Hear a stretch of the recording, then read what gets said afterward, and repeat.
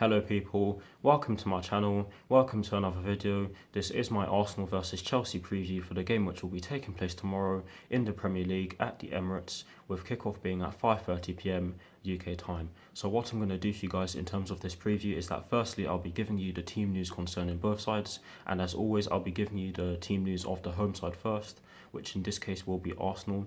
Then I'll give you my lineup based on the team news I'm going to give you, and lastly I'll be giving you my score prediction along with Paul Merson's score prediction and some of Google's probabilities. So without further ado, let's get straight into this preview.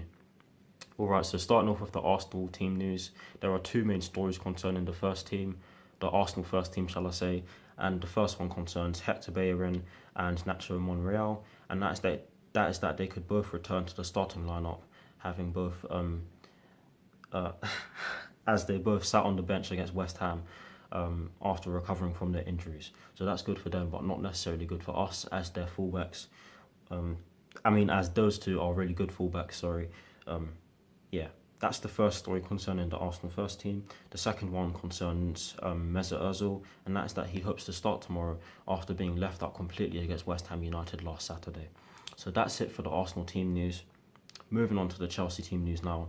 There are three main stories concerning the Chelsea first team, and the first one is to do with Eden Hazard, and that is that he is likely to start as a striker, which I do not want to see. I think his best position is out on the left of a front three, but if it works, then it works. But hopefully, either Alvaro Morata or Olivier Giroud starts the game tomorrow. But yes, that's the first story. And funnily enough, the second story concerning the Chelsea first team is actually to do with Alvaro Morata, and that is that he is fit to start, but is likely to not play due to reports linking him with a move away from Chelsea.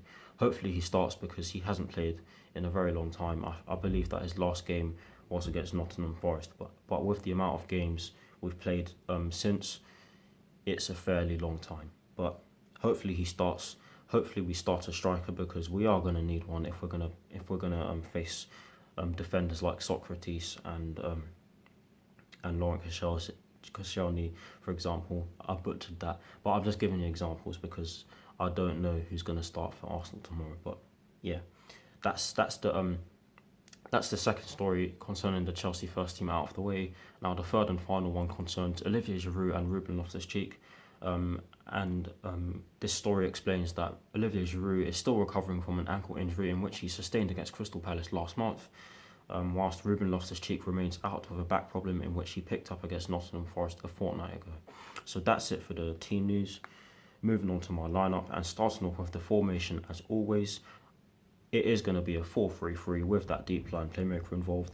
I'm sure you guys are getting bored of me saying that, but yes, it is what Mauricio Sarri is going to go with. So getting into the personnel now, I've gone with Kepa in goal.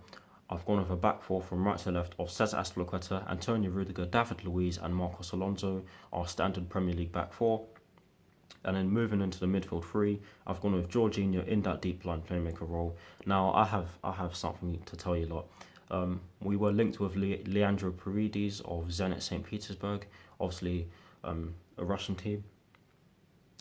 However, I've just heard in the last couple of hours that he might be going to PSG. So basically, we've sold Fabregas, but the replacement in which we planned on bringing in is not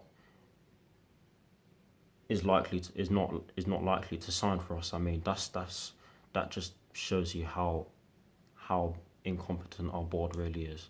But yes, that's for another video. Let me get back on track. Midfield three of Jorginho in that deep line playmaker role, with N'Golo Kante and Mateo Kovacic just ahead of him. Now moving on to the front three, I've gone with a front three from right to left of Pedro Rodriguez, Alvaro Morata and Eden Hazard. Now for Paul Merson's score prediction, he has gone with a 2-1 Chelsea win, as he believes that Arsenal have to win this game if they are to get a top 4 place. But he also believes that their squad is not big enough to compete for the Premier League and the Europa League, and that he fancies a Chelsea victory. Now moving on to Google's probabilities, they have gone with a 32% chance of an Arsenal victory, a 27% chance of a draw, and a 41% chance of a Chelsea victory. So Google clearly believes that Chelsea are the favourites for this game, although they are fairly narrow favourites according to Google's probabilities. But moving on to my score prediction, I have gone with a 2-2 draw. part of this is based on the last Premier League game in which we played at the Emirates, where we had so many chances in front of goal, but we missed the majority of them, obviously. But in my opinion, in that 2-2 draw just over a year ago, we really should have won that game. I'm sorry if you Arsenal fans disagree, but we really should have won that game based on the amount of chances we created, and overall the performance in that game was actually good. But yes, the main reason why I've gone with a 2-2 draw is because Arsenal haven't been on the best of runs. However, we have been on a fairly good run without playing too well in the final third. Arsenal will want to close the gap on their West London rivals with a victory, and I think that it will be an entertaining game. But I just don't have it in my belief that Chelsea will go and beat Arsenal at the Emirates. Yeah, there you go. That's all I have to say. But that is the end of the video. I hope you all enjoyed it. Sorry, I'll see you all very soon. Come on, you Blues, and peace. Please, please, please beat Arsenal. I know I don't believe that we can at the moment, but please just prove me wrong. Just prove me wrong. Come on, you Blues, and peace.